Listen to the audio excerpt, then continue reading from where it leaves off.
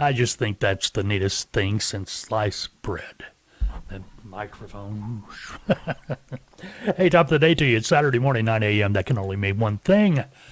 The Freight Broker TV Video Podcast live streamed on YouTube. You can also hear this podcast using your favorite podcasting app, no matter what it is. And if we're not on that app, let us know.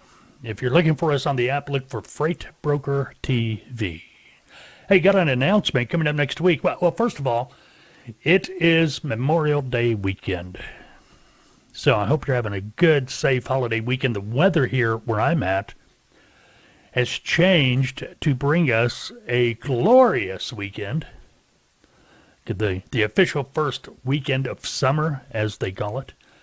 A weekend that I traditionally will stay away from the lakes and campgrounds and such because it's going to be a madhouse, and we all know it.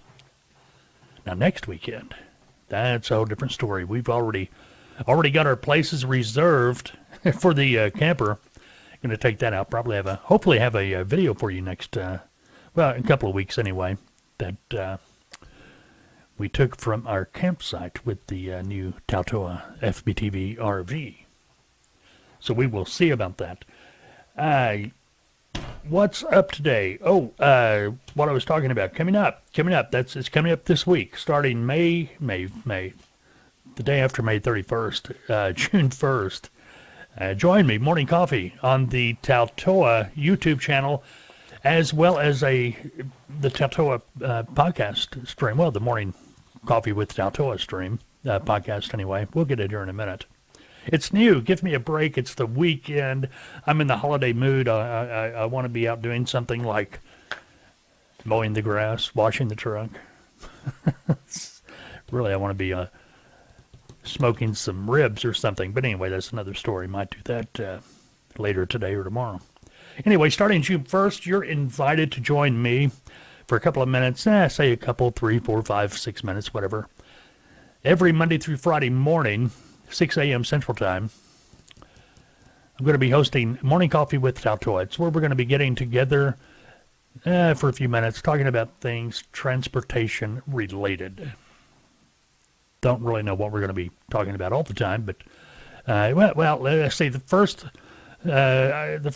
episode, June 1st, we're going to be talking about the history of Tautoa. So keep that in mind. Now, you will have the opportunity to watch it on YouTube, on the Tautoa YouTube channel. And if you're not familiar with that, well, this is, there you go. There's the Tautoa YouTube channel. If you're looking for it, you can see right here at the top, youtube.com/Tautoa. And there you go. It's got its own little area that it's going to be filling up here pretty quick. This time next week, this is going to be full, put it that way. All right, so now you know. Well, no, it won't be either because we will have only done 3.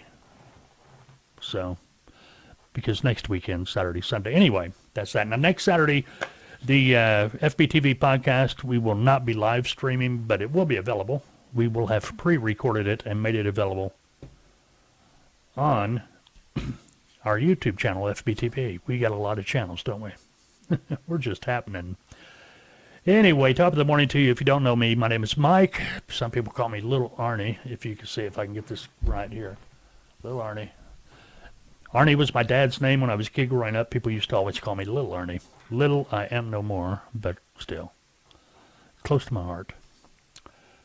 Today's May 28th. It's Saturday. It's Hamburger Day. Jazz Day and Brisket Day. I would love to smoke a brisket, but I'm not going to pay $100 for a brisket. I mean, come on.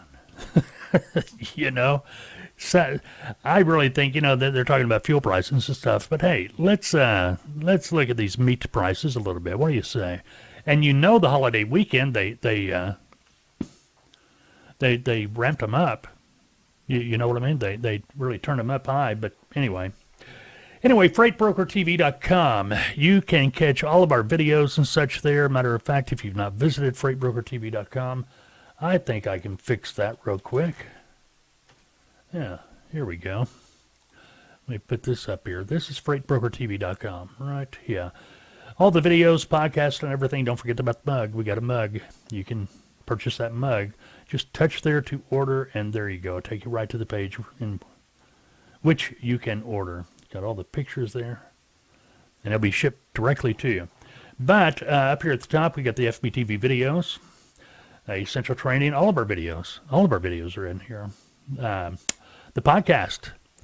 Yeah, this podcast, well, once we finish the live stream, this live stream will be, made into a podcast, obviously, and it'll be available on our podcast, FBTV Podcast page.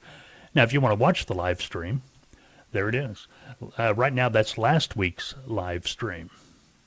Can I play it? Yeah, push play, see what you can see there. But that's from last week. The live stream, you'll be able to watch it here on our channel. Whoop, we're getting a lot of noise here. Oh, it's in my headset, isn't it? Okay, it was. I was like, whoa, that shouldn't be going out. But plenty of what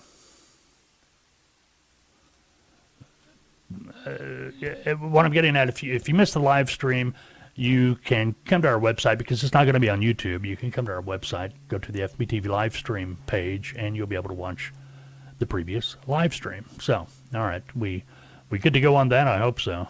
Man, that blew me away. That hit my head. I shouldn't have done that. Usually I won't do something like that unless I know exactly what to expect, and I did not know what to expect, and it blasted me. It blasted me. But anyway, that's that. Okay, fuel prices, we know. Diesel's down 4 cents. Gasoline's up 10 cents. And while we're on the subject, let's... Okay, I wish I had the video still. Do I still have the video? Can we get that? Can we get it and get it up here in time? I doubt it, but let me take a look. I don't think we still have it. No, we don't have it. All right, let's just forget about that. Anyway, you can go back through some of our older podcast videos and such, and you're going to find one that we put together. President Biden, before he got elected, he was telling everybody, hey, I'm anti-gas. I'm anti-oil. I am going to do things to change the world. What I'm getting at, he told us in advance. He's not going to be an oil-friendly president, and he hasn't been. What's the first thing he did? Shut down the pipelines. He's been in office, 18 months maybe? Not even that. And here we are. Fuel prices. Diesel, $5.57 a gallon. Gasoline, $4.59 a gallon and going up. 10 cents alone this week. Who knows what it's going to be come Monday when the Energy Information Administration releases the new data. And can you believe them? Who knows? So the other day I watched a video where a couple out in California, they were out RVing and pulled into a fuel stop, $8 a gallon. Can you believe that? If you got a vehicle that holds 20 gallons, that's $160. I mean, it's just, come on. Well, he told us he was going to do this. The oil companies, they knew. They know he's anti-oil. I mean, look at the legislation that just passed here a while back, within the past couple of weeks, where they're trying to blame the oil company for all the problems. They want to make sure oil companies are not gouging the public. It's like they're pointing their fingers already. They're pointing their fingers. Hey, the gasoline prices are so high because of the oil companies, and we're passing laws to protect you. Now, come on, we know better than that, don't we? Oil companies have no motivation. They have, why should they spend money to do anything with oil and gas until this president's gone, out of office, until there's a new administration that recognizes just because you want it to be doesn't mean it's going to happen overnight. It takes time. And, go back to, we talked about this the other day.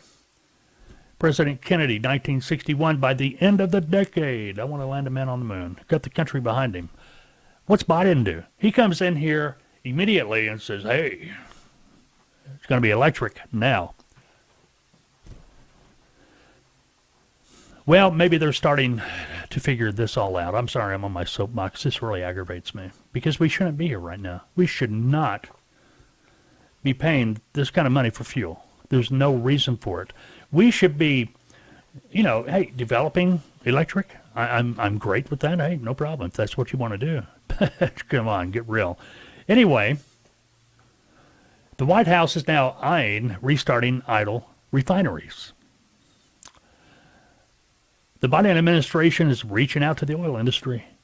They're reaching out to inquire about restarting shuttered refineries as the White House scrambles to address record-high gasoline prices that are setting off political alarm bells ahead of the midterm elections. So the elections is what's prompting it. It's not because it's the right thing to do.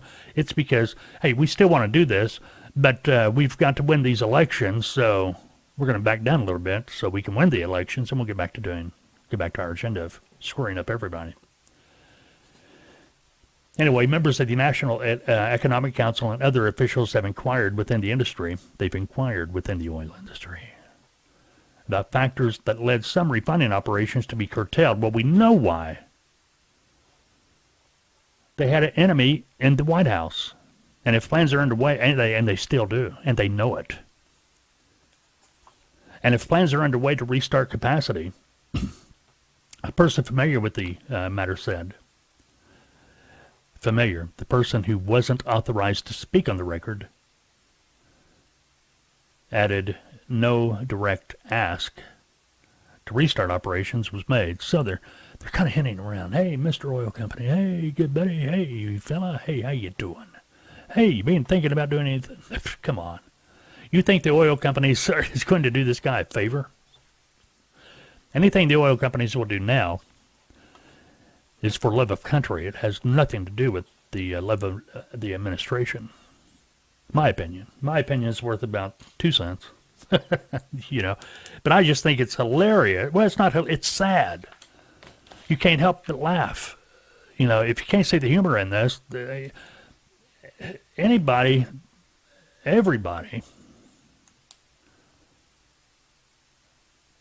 that has a working cuckoo clock up here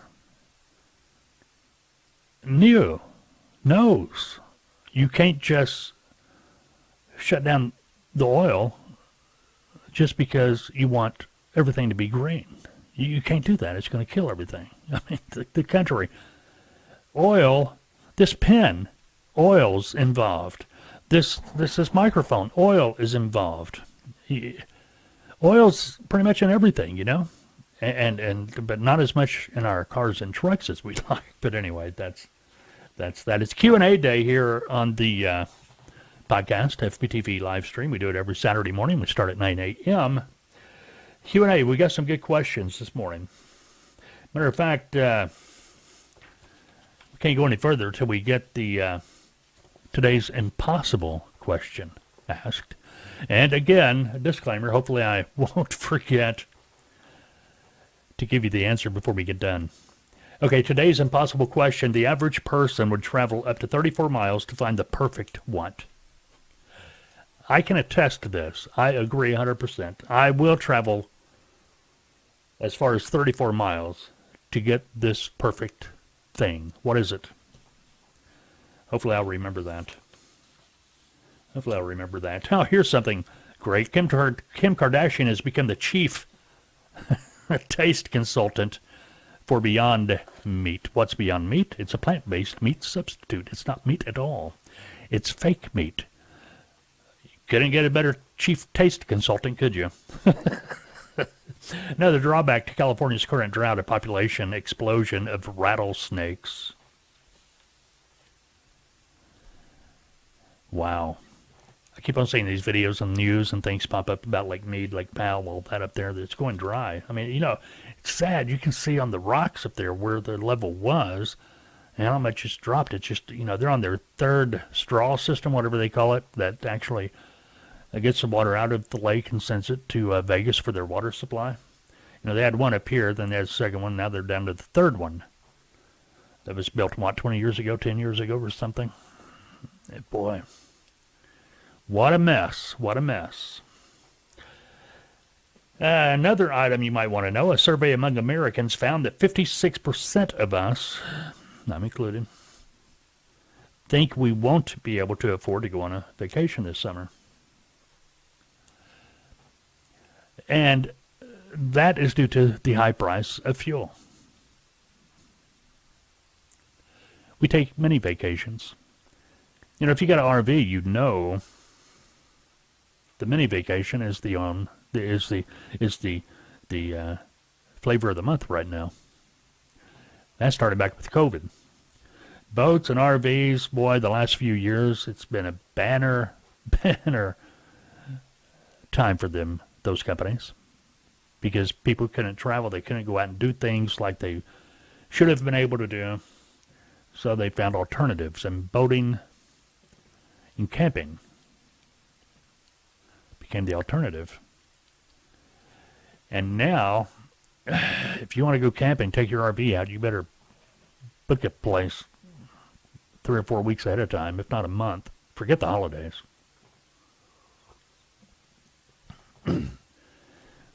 So, going on a traditional vacation a couple of weeks? No, not happening. Not as much. Can't afford it. Taking a little mini vacation? Yeah, doing that all the time. Okay, guys, listen up. We got something here for you. Boy, we're talking about everything but transportation, but we'll get to transportation in a minute. 6 out of 10 women say it's a major turnoff when a man winks at them. Guys, don't wink at the ladies. It's a turnoff. Now, drivers. I know we have some drivers that tune into the podcast, maybe even watch. According to a recent sleep study, if you've had trouble sleeping, experts say you should try wearing sunglasses 2 hours before bedtime. Now, in addition, a study in applied ergonomics found that using a tablet for 2 hours suppresses melatonin production, which is a hormone necessary for sleep, by 23%. You can buy those melatonin tablets over the counter at your favorite drugstore. I'm not a real fan of them. You know, I've tried them. I don't know. Maybe I'm. To me, you get one chance. If you blow that chance to go to sleep, you blew it. I don't know. Anyway, talking about vacations, holiday makers on the Norwegian Prima liner heading from New York to Bermuda. I'll get my tongue back in a minute. Holiday makers on the Norwegian Prima liner heading from New York to Bermuda are giving a light-hearted offer of a money-back guarantee. If you want to take this cruise, you're going to be in the Bermuda Triangle. All guests will get a 100% refund for the cost of the cruise if the ship disappears in the Bermuda Triangle. All right, that's cute. Now, we were talking about snakes in California. Number one sign, there's a snake under your bed. If you're in California, you probably want to pay attention. One of the most common ways the reptiles can get themselves indoors.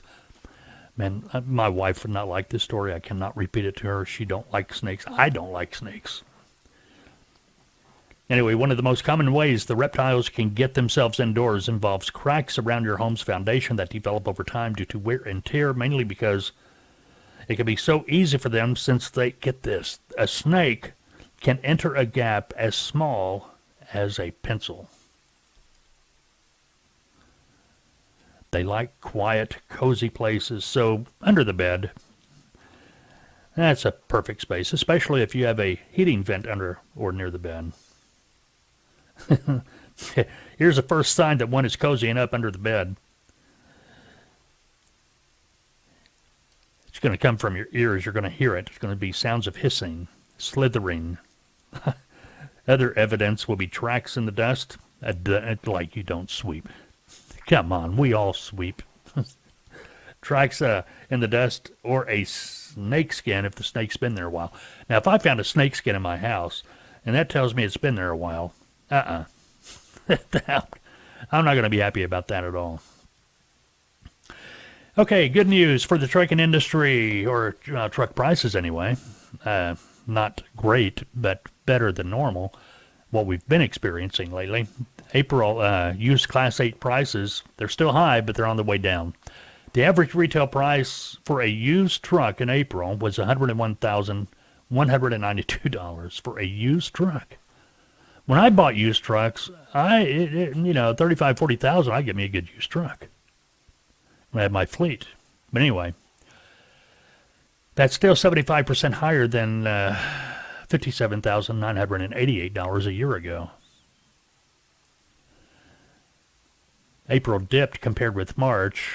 March had a record price, $101,716. Still over $100,000 for a used truck.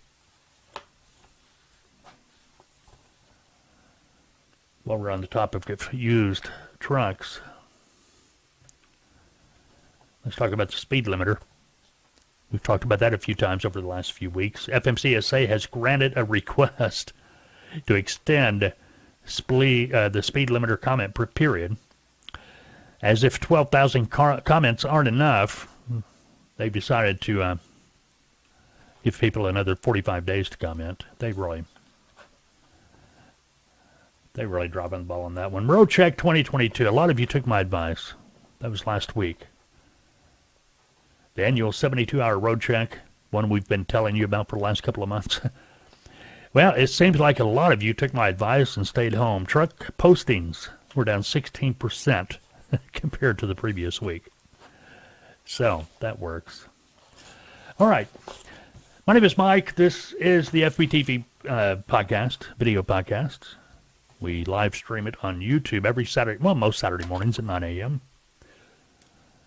If you want to check out Taltoa, TALTOA.com, we help people get into the transportation industry. Here's a look at our website if you want to take a peek. You know, like I think I brought this up before. If you're thinking about becoming a freight broker agent, whatever, watch this video right here. It says Taltoa, where to begin. You go to our website, our homepage, scroll down, where to begin, click Learn More. That is a webinar we did a couple of years ago. It's going to give you the good, the bad, the ugly about working as a freight broker agent. Matter of fact, we got packages if you want to get out, start a broker career. Even if you're a trucking company, you know, we have consulting as well. If you're a trucking company, we've got a video coming out about the process of brokering freight. I believe that's coming up here in the next few days on YouTube. But if you're thinking about becoming a freight broker agent, or even a trucking company, you want to maybe create a new stream of revenue, check us out. Okay. If you want to start out as a freight broker agent, which is generally what we recommend, we have placement in our mentorship program. Mentorship program allows you, where is it? Let me find the mentorship program. Don't we have a link in here to the mentorship program? Thought we did. Should have. Yeah, there it is. Placement. You can begin your operation as a freight broker agent through us under our licensed brokerage. 9 yards. Anyway, check us out, Taltoa.com, TALTOA.com. But Saturdays are Q&A day. Your questions, our answers. Okay? Now, if you've got a question you'd like to ask, feel free to email it to me, fbtv@freightbrokertv.com. Go to our website. We have plenty of forums on the website, freightbrokertv.com. You can even Skype your question to us. Just do a search on your Skype app for FBTV, and you will find us. Okay? Now, on the app, you can also use it to call us if you wish. Okay, that's not a problem at all. But if you leave a message, you know, you might just hear yourself on a future podcast. All right, Katie.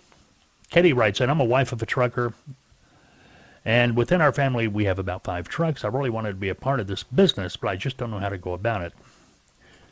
All right, she asked, well, right from the start, what's the difference between a dispatcher and a freight broker? Well, a dispatcher in the most honest sense of the term, works for a trucking company as an employee,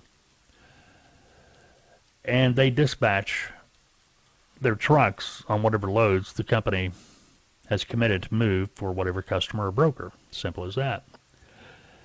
That's the true meaning of a trucking company dispatcher. Now, if you're talking about dispatch service, all right, that's a whole different story. A dispatch service is a business that contracts to a trucking company as a dispatch service, meaning the trucking company is giving the dispatch service to act on their behalf under their authority, meaning that the dispatch service can legally use load boards. So what a dispatch service is actually doing is going to the load board, getting loads off the load board from other brokers, and essentially making money off those loads because now they're dispatching the truck on those loads. So if the broker's taking 15, 20% or whatever, the dispatch service, they're probably taking, I don't know, anywhere from 5 to 10%. By the time it gets to the truck, well, you get the idea. Now, a freight broker, and understand dispatch service can only work with trucking companies in which they are contracted to work as a dispatch service. A freight broker, on the other hand, they can work with any trucking company, any licensed trucking company, be it with their TOT or MC number or whatever. Any of them. You can work with any shipper, customer. You're an intermediary. As a freight broker, what you're doing is working with the customers that have freight to ship. You're getting those loads, and you're finding trucks to move those loads through your freight broker operation.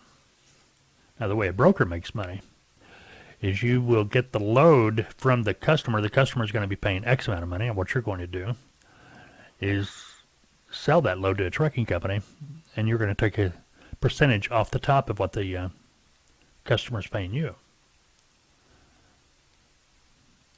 So if you've got a customer paying, I don't know, $3,000 to move a load from point A to point B, and you get a trucking company to haul the load for $2,500, well, you made $500.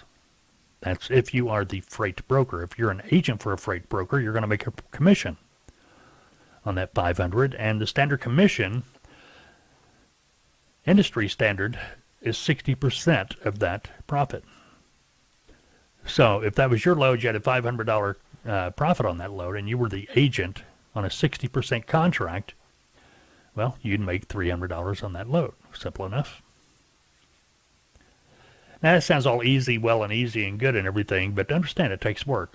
As a freight broker, even a freight broker agent, you are your own business. I was talking to somebody yesterday, or day before, about a broker must be an entrepreneur. They've got to have that drive, that fire in the belly. They've got to have that attitude that if they can do it, I know I can do it better. You see what I'm getting at? Again, if you're interested in becoming a broker and want to know more about it, check out our website, Taltoa, TALTOA.com. Matter of fact, if you go to our website and you still got questions, call me. I'll be happy to answer the questions for you. I was on the phone the other day for almost 2 hours talking to an individual. Anyway, 479-668-0838. That is the way to get hold of me. Okay, Q&A continues now. Edwin, a few months ago we received our carrier authority, and we have set up with the factoring company. Okay. Been working with the dispatcher company, but very unhappy with it as they keep my driver parked for 2 to 4 days at a time. We are losing money, and they are slow to respond back. Should I be seeking a dedicated freight broker or freight agent freight broker agent to get loads. All right, Edwin. You got a lot of information here. All right, so you're a trucking company now. You're working with the factoring company. Now, if you've heard any of our past podcast or watched any videos, you know when it comes to a broker, I'm pretty much anti-factoring. You're giving your money away. We got something came in from a client the other day, and it was actually from a customer the client had set up with. In their packet, they were selling the idea, hey, don't use your factoring company for our loads. We'll pay you. We'll quick pay you. We'll give you, we'll pay you quick for 4.5%. That's more than factoring company usually. It's kind of funny. You don't need to use those overpriced factoring companies. That was to a trucking company they were talking about. But anyway, I thought it was kind of comical. Don't use them. Use us. We'll give you a quick pay. We won't charge you an arm and a leg. We'll just charge you 4.5%. I don't know. Anyway, let's get past that. But, dispatch company. I can't believe they're letting your driver. That's free money. There could be situations. Is the driver just saying, no, we're not going to do that load? I won't do that load. Because even a dispatch service, they're watching that load board. They're trying to find something that they can put on that truck. But if the driver or whoever keeps on saying no, what are they to do? It's not really their fault. And I'm not really a pro dispatch service either. I think, if you're going to be a dispatch service, go ahead, take the next step, become a broker.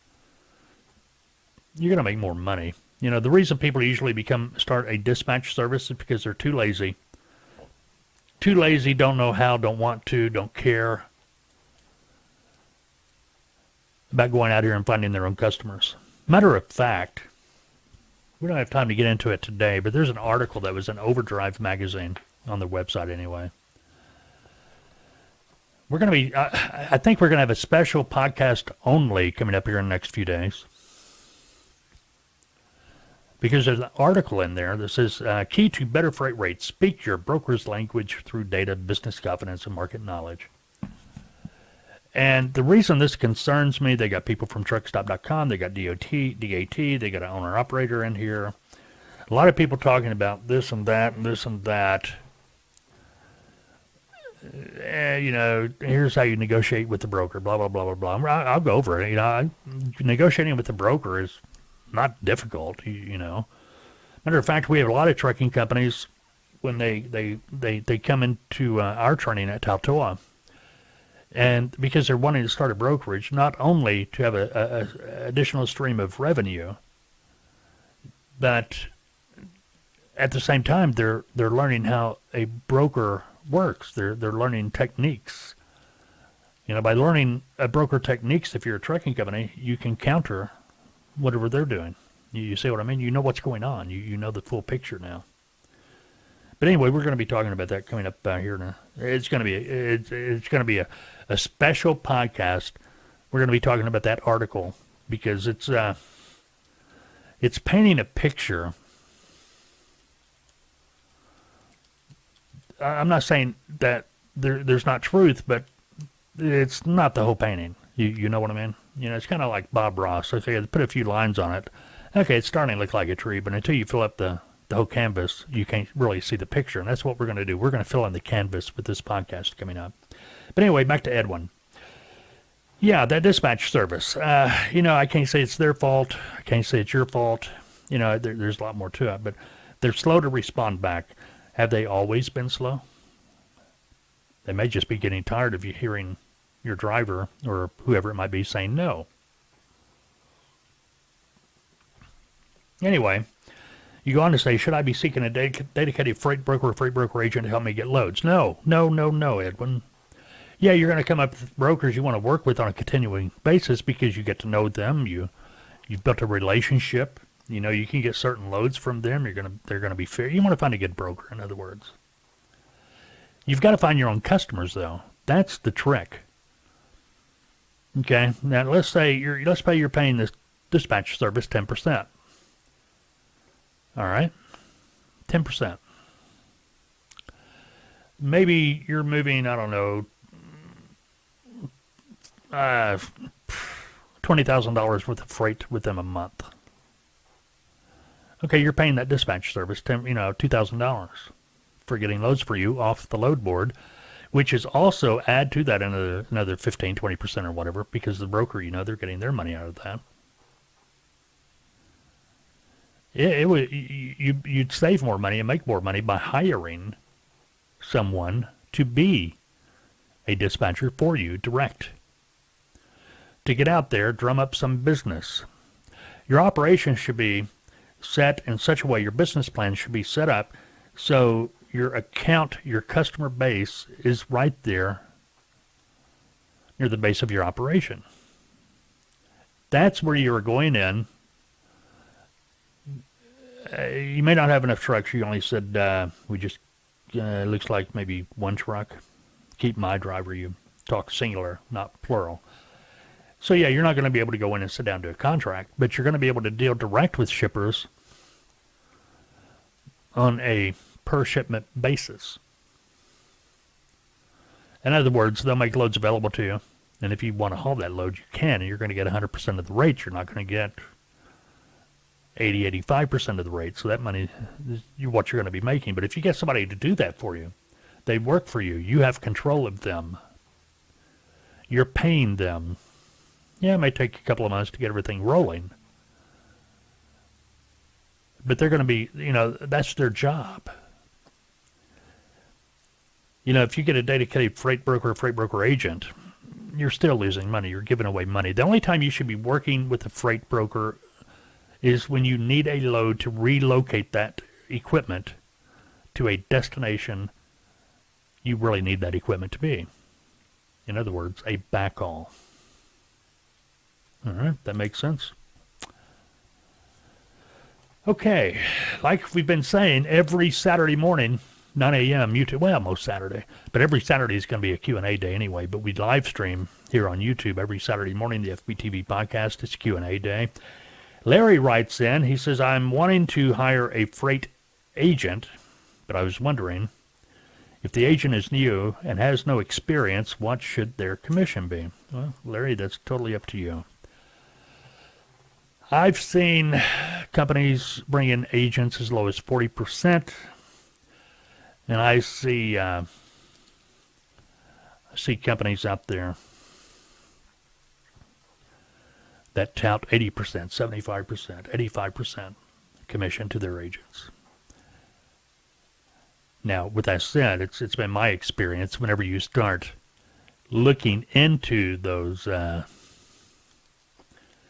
high commissions for an agent, 80%, 75%, 85%, when you start really digging into it, yeah, the poor agent has to jump through hoops to get to that level. It's designed so they never get to that level is what I'm talking about. And if they do, yeah, glory be. Hats off, pat them on the back, do it again. Pretty much the average industry standard, and matter of fact, in the Tautoa mentorship program, our agents that work, they get their start in the mentorship program to begin their broker agent operation. Even they get 60%. That's standard in the industry. You don't want to start, you start them at 40%. They're going to have a grudge right from the beginning. Okay.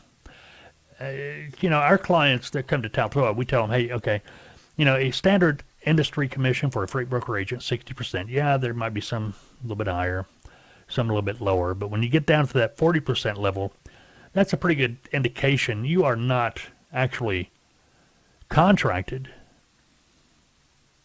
You're not actually contracted to the broker direct. You're contracted to a freight broker agent as part of their operation. So what's happening, the freight broker agents may be getting 60% from the company, and they're paying the sub-agent 40%. See what I mean? Override. They're making 20% on every load the sub-agent moves. So what is my recommendation?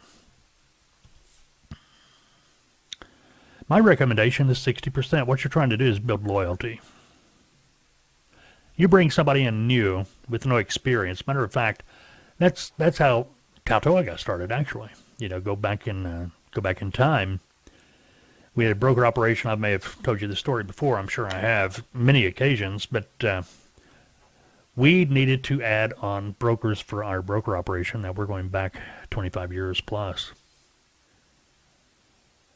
We had a lot of clients. I mean, hundreds of loads available every day. We needed help.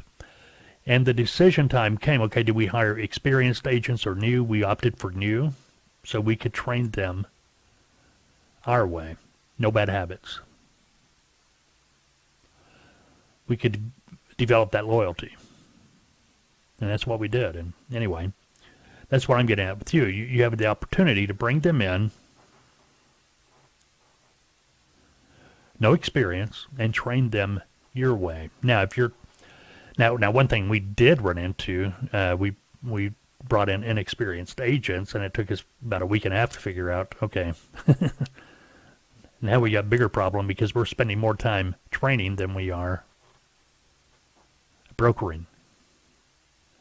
So we developed a memo. Well, it became the manual eventually, but it was 12, 13, 14, 15 page, stapled together. How to broker freight, basically, how to do it. And we told them, okay, read this. If you got questions when you're actually doing it, ask. And it started working. Now, Tautoa, you can check it out. We've got packages available. We can train your people. We even have a self-study program that we have several brokers using now. You can check it out, self-study. What it is, all the training material that you can sit down, tell your new agent or whoever your new hire, okay, go through all this, then you can start your broker operation as an agent for my company. Go from there. 60% though, 60% is my recommendation because they're going to appreciate that. You're treating them just like somebody that has 10 years of experience. You've got to understand, a freight broker agent, a good freight broker agent, just like a freight broker, they've got to be an entrepreneur. They've got to have that entrepreneur fire in their belly, that they can climb the highest mountain. They can do what other people can't do. That drive is going to take them to success if they have it, if they actually have it. You can go back to some of these podcasts in the past where I've talked about how I got into sales and selling. Basically, answering a blind ad in the newspaper. And it was an insurance sales job, but went in for a couple of weeks for training to pass my test so I could get an insurance license and start selling for this company. But I saw people coming in left and right, making money every day. I was like, come on. If they can do it, I can do it. And I found out real quick I couldn't. I had to learn how to sell. But after I learned how to sell, which only took a few weeks, it wasn't that difficult. Once you understand what goes into a sales call, you can pretty much, sell anything for the most part. Selling is selling. It doesn't matter what you're selling. Okay, selling is selling.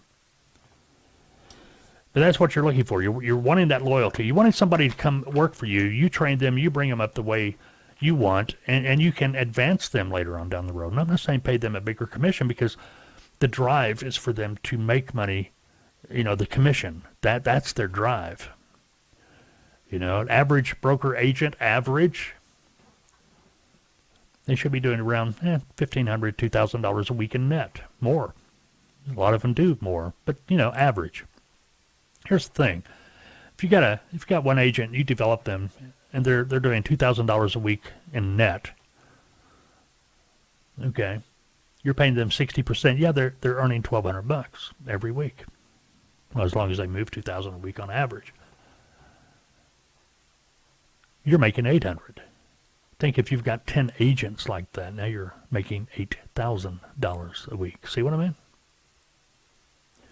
Be fair from the beginning, they'll be fair to you, or should be. Got to give them time. If it's brand new, don't expect that new agent to go out next week and start moving freight. Not going to happen. It's going to take them weeks, maybe even months before they really get it going. Anyway, 60%, Larry. I hope that helped you out. My name is Mike. This is the Saturday morning Freight Broker TV Video Podcast. Most Saturday mornings we do it live. We live stream it on YouTube, anyway. Even on the Saturday mornings we don't, and which is going to be next Saturday. The weekend after Memorial Day. What is that going to be? Let me look at my calendar. Because I know some of you may be watching this a year from now. So you know what's going on. Okay, this is May 28th, 2022. On next Saturday, it's going to be June 4th. Next Saturday, you're going to have access to the Q&A or the podcast. You know, it's going to be a video. It's not going to be live stream, but you have access, and you have access on our website as well. But every Saturday, we do a Q&A podcast, video podcast. You can watch it in its entirety on YouTube that day. Or, you know, if it's after Saturday, maybe you missed it, and, oh, man, I forgot. Well, you can hear it. You know, you got the podcast option, obviously, on your favorite podcasting app. Or you can go to our website, like we were talking about earlier, and you're going to be able to watch it from the Freight Broker TV website. Just go to the FBTV live stream. But anyway, Robert writes in, would I still have to invoice a broker for quick pay?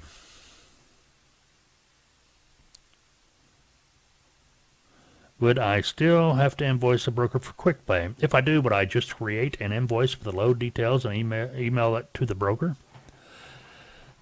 Well, Robert, yeah, you're going to have to invoice. You know, the way the quick pay is going to work, all a quick pay is hey, your invoice is going to be put to the top of the stack. As soon as we get it, we will cut a check and mail it to you. To be able to get to the top of the stack, it's going to cost you a little bit of money for the quick pay. You know, we get it. You get it. You know, that's what factoring companies do. That's, you know, I mean, that's why it's just like that company, you know, Quick Pay that we were talking about earlier, that one of our clients was setting up with. They offered carriers a Quick Pay.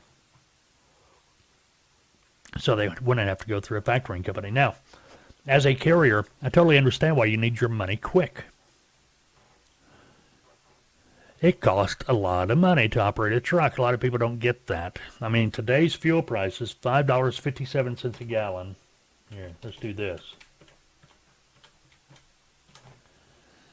If your truck has a 300-gallon tank and it's right at empty, it's going to cost you over $1,600 to fill that truck up, and that's going to get you 1,000 miles down the road. You kind of figure every other day you're going to be putting fuel in that truck, and it's going to cost you a lot of money. It takes a lot of money to operate a truck. Lots of money. So getting paid quicker, that's to your advantage, obviously. If you can stay away from factoring companies, obviously that's my recommendation, but you know, it's acceptable for a trucking company due to the expense.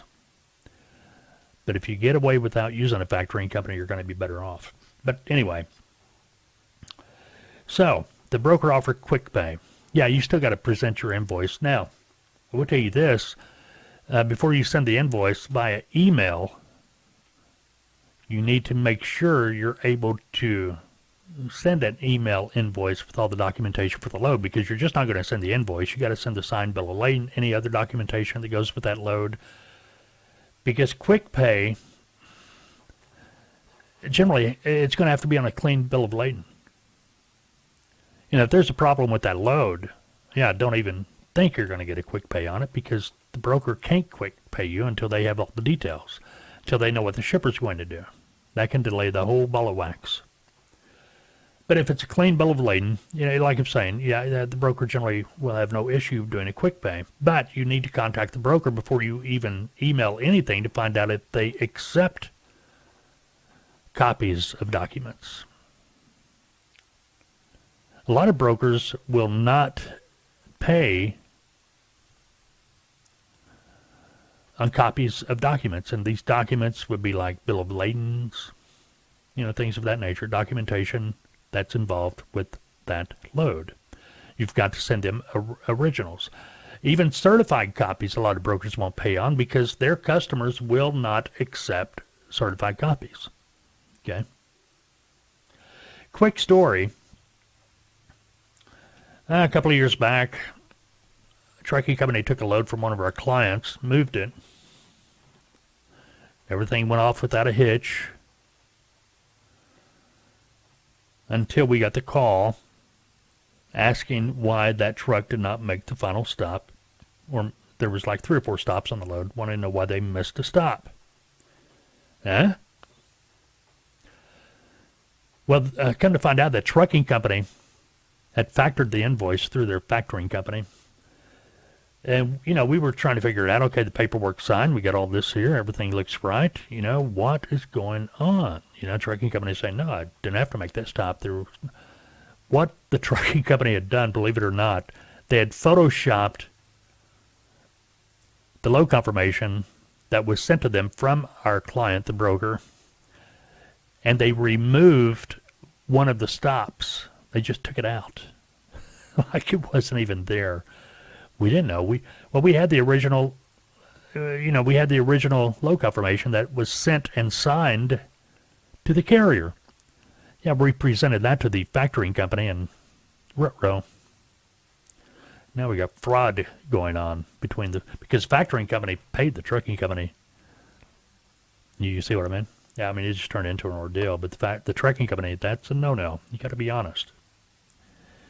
Yeah, you've got to invoice. You are going to actually most definitely have to provide all the documentation to the broker.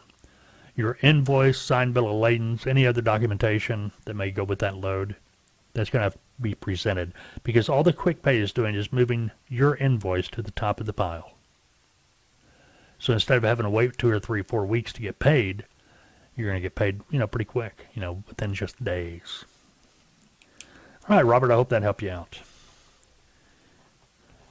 Now, every Saturday Q&A day here on Freight Broker TV Video Podcast, Saturday mornings, 9 a.m., generally, live, streamed.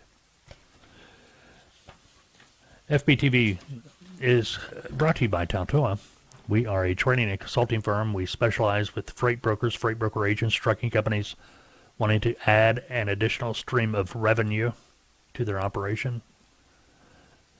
Even a lot of trucking companies come to us because, we can learn how to get our own customers, and that's fine.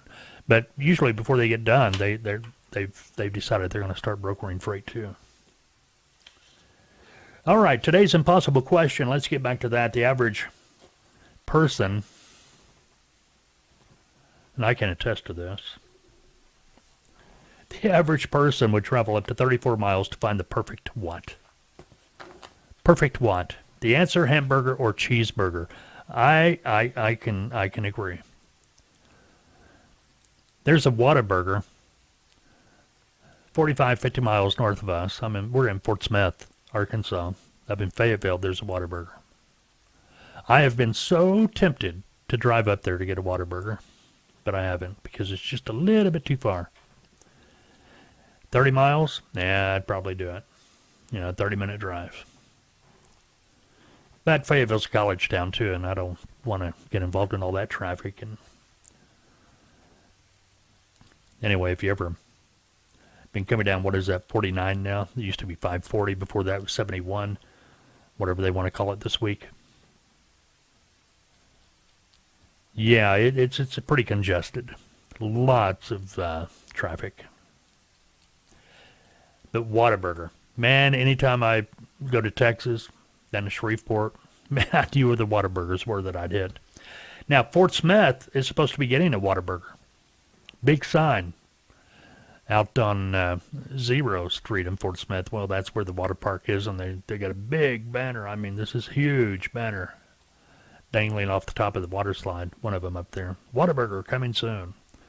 I can't wait. I just don't know where it's going to be. But anyway, the average person would travel up to 34 miles to find the perfect what? The answer, hamburger or cheeseburger. All right, if you're out and about this week up in Onaway, Michigan, don't forget the Great Lakes Big Rig Challenge is going on.